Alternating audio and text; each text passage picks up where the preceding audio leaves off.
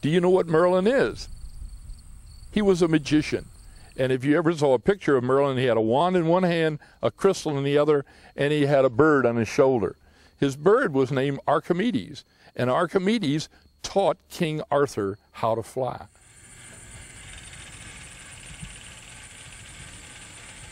We're west of Richmond. We located out here so that really we wouldn't have the complaints and problems of having people nearby.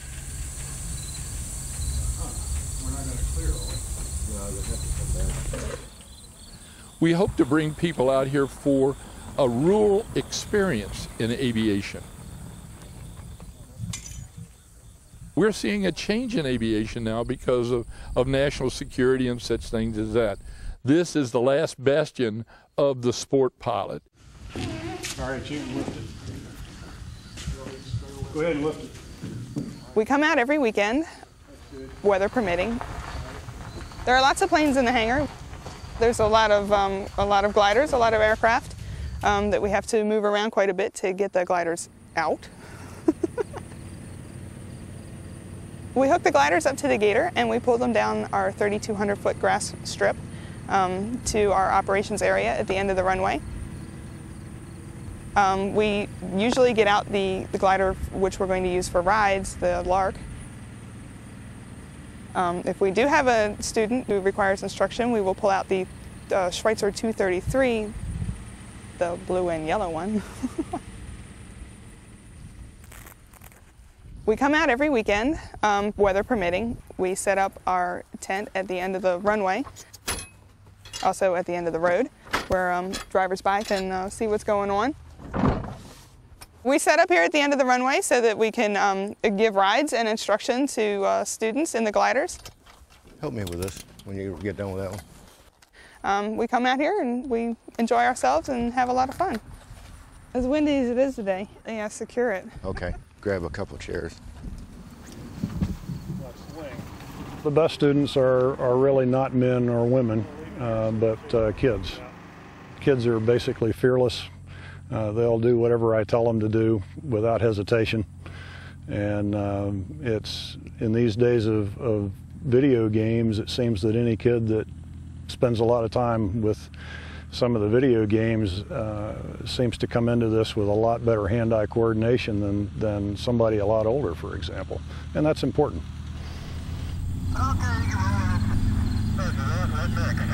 I like to see people fly gliders first instead of power planes first because I think it gives them a better opportunity to learn what flying really is.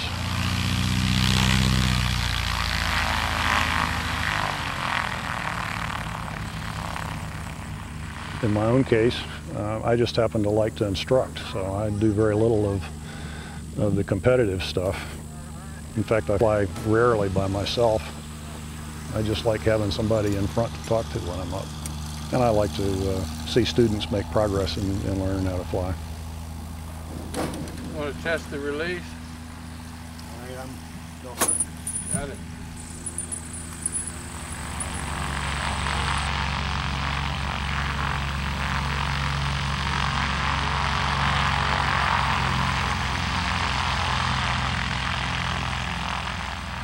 Okay, what you're going to feel is we're going to bump along in the grass for probably a minute. All right, thumbs up. And then we'll start flying because we're a lot lighter than the tow plane. And we'll hold down to the ground so that we don't pull the tow plane's tail off the ground too quick. He'll take off and then we'll just climb right behind him. Flight traffic, 00 Golf, departing runway 14, glider in show.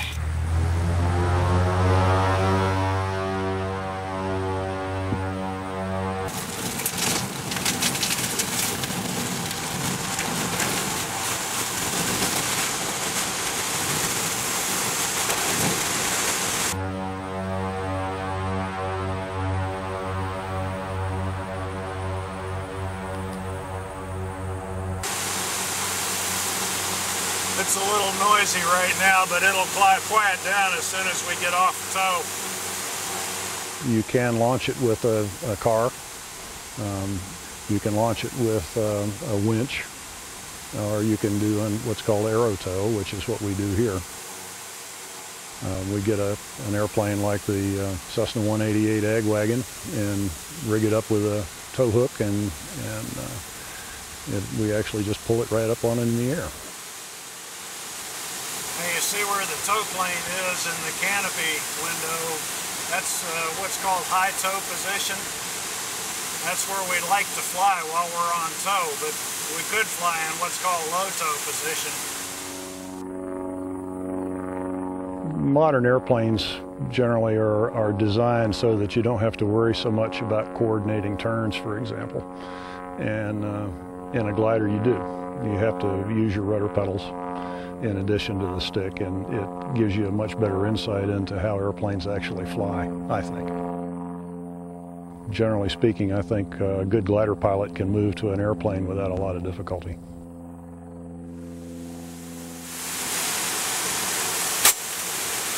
Okay, we're off. Tow plane descends to the left and we climb to the right so that we don't have any inadvertent encounters. And now we're on our own. There's several different kinds of gliding. If you're doing competition soaring, then you'd like as much thermal activity or other kind of lift generating environment as you can find. If you're doing instruction, you'd like not to have that, because a lot of thermals just cause you to bounce around and causes the student a little more difficulty in focusing on flying the airplane.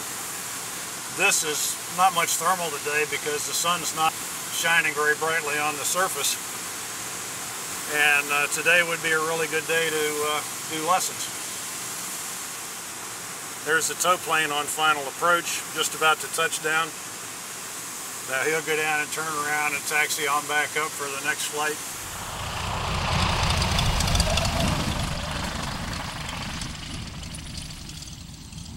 We don't really realize that the greatest source of energy in our entire universe is the sun. And the sun places on our Earth every day billions of watts of power. And most people are surprised to know that a standard cloud weighs 200,000 tons of water. Now, if it's got that much water at 5,000 feet, what are we talking about picking up an 800-pound sailplane with a couple guys in it? Thermal. That is what truly a thermal is. They come in pretty much all strengths, from very slight to very powerful. I've been in thermals that are 600 feet a minute up to maybe as much as 1,000 feet a minute up. Those, you'll definitely feel it when you fly into it. It feels like a big hand just grabbed the glider and lifted it up. There are young people who love aviation but find it easier to watch television than play with virtual games. But I can tell you, there is no feeling like flying an airplane. They have never made a game even near that. And if it drives you as it's driven me, it will give you the courage, the dimension. It will give you the technology in your life to succeed. Most of the very powerful people at NASA, sailplane pilots. Many airline pilots, sailplane pilots. Somehow or another, you look at these beautifully formed pieces of equipment and you realize that you're in it. You're part of it. And it is an extension of you, your personality. It's an extension of a personal feeling of flying. And probably freedom. The rewards, incalculable.